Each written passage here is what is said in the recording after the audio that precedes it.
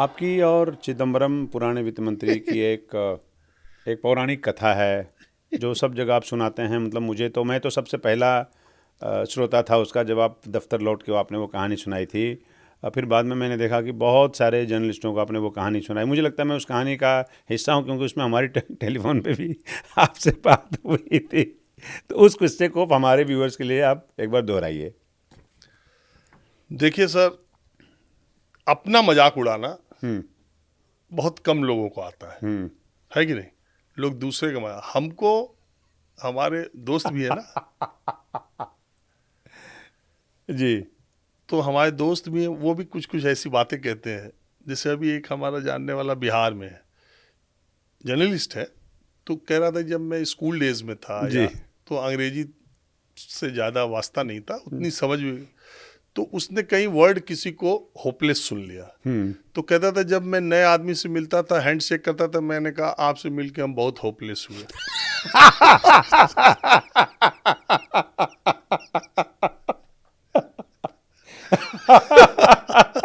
जी जी, चलिए ठीक है, तो ओके। ठीक है। और ऐसे हमारे कई दोस्त हैं। हम्म। तो एक था, उसको जैसे किसी को बधाई देने के लिए नहीं इतना एक्सपोजर था, गांव का था, नहीं देखा। तो जब वो किसी से मिलता था, उसको कोई बधा दे तो बिना किसी उसके ही कहता था हैप्पी बर्थडे। उसको लगता था कि हैप्पी बर्थडे किसी को खुश करने का बहुत अच्छा सबसे तरीका अच्छा तरीका है। लोगों को हंसी आ रही होगी कि मैं बना के बता रहा हूँ, लेकिन वो जो दोनों लड़के हैं वो मेरे बहुत करीब है, और वो पाताल में भी मेरा कोई वीडियो रहता है तो वो देखते हैं। तो वो दोनों ये वीडियो देखेंगे। जो ठीक कहता है। था कि आपसे मिल के बहुत होपलेस हुए, और दूसरा जो किसी को मिलता था तो कहता था हैप्पी बर्थडे। तो इसी तरह की पृष्ठभूमि लबोलुबाब मेरी भी है। हालांकि मैं थोड़ी ठीक ठाक जगहों से पढ़ा लिखा हूँ, जी जी। लेकिन मैंने आपको पहले भी बताया कि इकोनॉमी में मेरी फीस माफ है। तो एक बार मैंने पार्लियामेंट से जी न्यूज में एक प्रोग्राम किया, जी। एक स्टोरी की, और ये इसी तरह के आंकड़ों पे थी।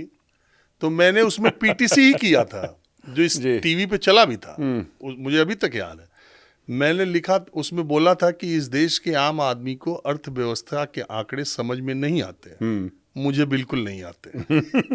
वो मैंने टीवी पे बोला था। जी जी जी। मुझे सिर्फ इतना पता है कि महंगाई पहले के मुकाबले बढ़ी है, और आम लोगों का खर्च या उनका किचन पर बोझ बहुत बढ़ा बढ़ है। गया है। लेकिन सरकार को इसकी नहीं, आंकड़ों के जरिए अपने को ठीक बताने की चिंता रहती है, जो आज उसने फिर बता दिया। अर्थशास्त्र को बहुत आसान शब्दों में आपने समेट लिया, ठीक है। तो मैं इतनी ही समझ रखता था, मैंने बोल दिया। खैर बहरहाल, तो इसी तरह क्या हुआ कि 2008, उस तो आप जानते हैं, एक्सपर्ट आदमी है, 2008 में जो क्राइसिस हुआ था यूएस में, जी जी। लेमन ब्रदर क्या था, के फॉल के बाद, यस। हाँ। तो रिसेशन गहरा था, हाँ। अब ये हुआ कि हिंदुस्तान में इसका बहुत असर होगा, बड़ी आर्थिक मंदी आएगी और ये होगा वो होगा। अच्छा, हम लोग तो जिंदगी भर आर्थिक मंदी में रहे, तो ये समझ ही नहीं आता कि मंदी आएगी तो होगा क्या। भाई जिसके हो वो समझे। अब आर्थिक मंदी आएगी तो हमारा क्या इसमें मंदा हो जाएगा, ऑलरेडी मंदा है। तो ये तो हमारे समझ, भाई कोई खबर जो आप रिलेट करते हैं अपने से, जैसे हमारे भारत पाकिस्तान का युद्ध हो रहा था, तो जो सबसे ज्यादा हमारा दोस्त देश के लिए राष्ट्रवादी बातें करता है आजमगढ़ में, उसका बेटा लखनऊ में इंजीनियरिंग कॉलेज में था। और जैसे ही यहाँ शुरू हुआ इंडो पाक अभी टेंशन, वो हमको फोन करके कर रहा कि कहा हो अपने लेखवा को बोला लिखा लखनऊ से आजमगढ़। और वैसे आप बोल दीजिए तो राष्ट्र के लिए और राष्ट्रवाद का इतना बड़ा प्रहरी है। अरे हमने कहा यार तुम चिंता करो, जिसके बच्चे चंडीगढ़ में है, अमृतसर में है, दिल्ली में हम लोग हैं जो सबसे ज्यादा टारगेट होता है किसी भी आतंकवादी के लिए, सबसे पहले किसी भी आतंकवादी के लिए, किसी भी दुश्मन के लिए, तो दिल्ली है ना। अब बताइए, लखनऊ से वो आजमगढ़ अपने बेटे को बुलाने लगे पाकिस्तान। तो हाँ ठीक है। तो आप, मेरा कहने का मतलब है कि ऐसी खबरें जिससे आप खुद को रिलेट करते हैं, चिंतित होते हैं, वो तो आर्थिक मंदी उंदी तो हमारे समझ के बाहर की बात है। अभी भी नहीं समझ में आता है कि अगर आ ही जाएगी तो क्या हो जाएगा। भाई हमारा क्या हो जाएगा, आर्थिक मंदी आएगी तो ठीक है। आई और हल्ला हुआ। सुबह सुबह हम लोग पार्लियामेंट पहुंचे, तो आपको मालूम है मैं देखिए बोल देता हूँ और लोग बोलते नहीं तो मैं जानता हूँ कि भारत की टीवी में काम करने वाले कितने लोगों को मुझसे ज्यादा अर्थव्यवस्था पता है ये भी मैं एकदम सही। जानता हूँ। नहीं और जो क्लेम करते हैं उसमें भी बहुत लोगों को नहीं आता। हाँ, तो और वो एक्सपोज होने से अच्छा कि पहले का तो हमको नहीं आता। तो क्या हुआ कि गए हम लोग, वो तो किस्सा आपको पता है लेकिन आप चाहते हैं कि नहीं, दर्शकों मुझे तो पता है। दर्शकों तक मैं जाए। तो भुक धुक होगी उसका। तो मैं आपके पेरीफेरी में खड़े, जैसे आप नायक है ना उसमें, तो मैं पेरीफेरी में खड़े लोगों में से मैं हूँ। क्योंकि उसके बाद रिले हुआ था तब तो मैं सबसे पहले तो ऑफिस आके तो आपने मुझे ही बताया था लगभग। तो दो बातें हुई। हम्म। पहली बात तो ये हुई कि पार्लियामेंट, पुराने वाले पार्लियामेंट में जी। 4 गेट थे, आपको मालूम है। जी जी। 12 नंबर 12 गेट, 4 एक 4 नंबर हाँ, गेट, 2 1 2 नंबर 3 3 4। 4। तो गाड़ियां 3 गेट पे आती हैं, 1 नंबर, 12 नंबर और 4 नंबर। तो जिसको जिधर से निकलना रहता था नेता उधर आ जाते थे। 12 नंबर गेट, 4 नंबर गेट, 1 और 4, अगर आप एक जगह खड़े हैं तो 1 और 4 को आप मॉनिटर करते थे। 12 नंबर के लिए आपको थोड़ा, वो अरुण जेटली जी के कमरे के आसपास हाँ, वाला जो था। एनेक्सी की तरफ, तो वो नहीं दिखता था। नहीं तो एक जगह खड़े होकर आप 2 गेट मॉनिटर कर सकते थे। मैं उधर वाले पे था और सारे जितने सीनियर इकोनॉमी के, बिजनेस के रिपोर्टर थे, जो भी थे, सब इधर थे, कैमरे इधर थे। उस समय तो मंत्रियों को दौड़ाना स्ट्रगल था ना, रिपोर्टर्स को पकड़ना है, पकड़ना पकड़ना है। एक रिपोर्टर अंदर पार्लियामेंट में देख रहा है, वो रिपोर्टर हाउस में बैठा हुआ है, मिनिस्टर, अरे हाउस से निकल गए, फिर तो गेट पे दौड़ रहे हैं, फिर उनके चैम्बर। तो सब लोग उधर, और चिदम्बरम साहब अक्सर उधर ही से निकलते थे। 4 नंबर से। 4 नंबर, और मैं 12 नंबर पे एक कैमरामैन के साथ अकेले बैठा था। इतनी देर में चिदम्बरम साहब की गाड़ी आके लग गई। नहीं, 4 नंबर 1 नंबर से होते हुए ड्राइवर तेजी से लेके 12 नंबर की तरफ आया। तो रिपोर्टर्स तो गाड़ी नंबर भी पहचानते थे। चिदम्बरम साहब गाड़ी, ड्राइवर उधर ले गया 12 नंबर गेट पे। चिदम्बरम जी निकले, तो मैं माइक, तो मैं सम्मान में खड़ा हो गया। तो उन्होंने मुझसे पूछा व्हाट्स द प्रॉब्लम। तो मैंने उनसे कहा सर नो प्रॉब्लम।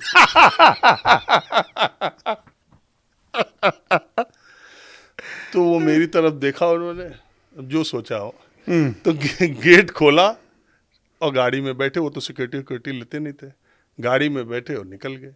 वो गाड़ी में गेट बंद करे तब तक मैं देख रहा हूँ कि रिपोर्टर्स और कैमरामैन का हुजूम दौड़ते हुए मेरी तरफ, मतलब गेट की तरफ आ रहा है। मेरे हाथ में माइक और कैमरा ऐसे लगा हुआ।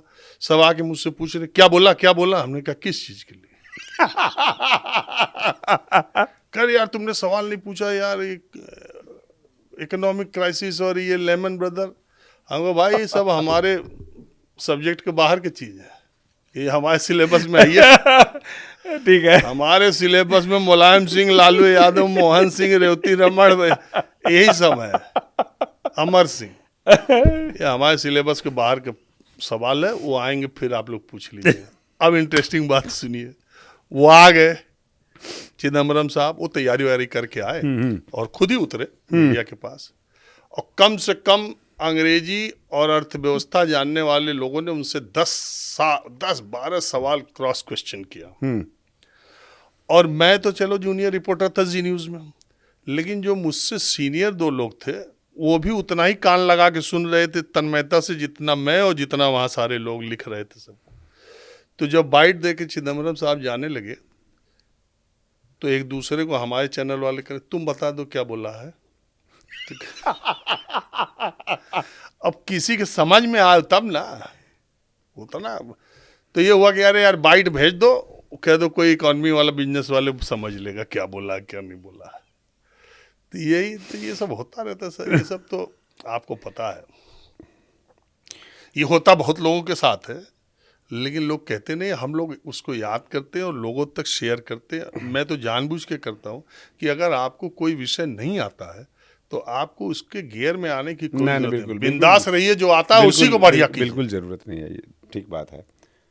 अच्छा, आप जो प्रोग्राम करते हैं, मतलब मुझे तो कई बार लगता है कि ये थोड़ा इसका एक मतलब मेज़बानी किसी दिन चुराई जाए आपसे, मतलब कुछ हम मुझे, अच्छा आपके साथ में चलना चाहूँ तो क्या काम मिलेगा मुझे?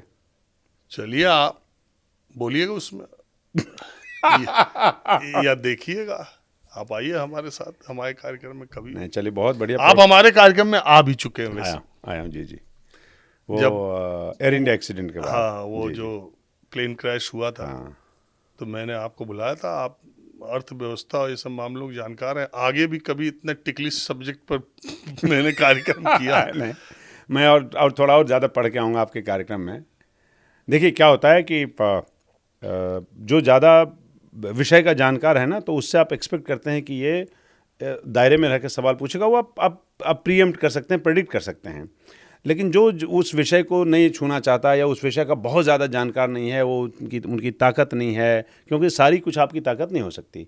तो जब सामान्य जनता की तरह जब कोई सवाल पूछे या सामान्य पत्रकार की तरह सवाल पूछे, आर्थिक पत्रकार से जैसे मेरी तरह के, तो ज़्यादा सतर्क रहने की ज़रूरत है, क्योंकि उसमें आपके फेल होने की गुंजाइश ज़्यादा है। देखिए सर, लोक प्रशासन, पब्लिक एडमिनिस्ट्रेशन में एक सब्जेक्ट ही है जी, जर्नलिस्ट्स वर्सेस स्पेशलिस्ट।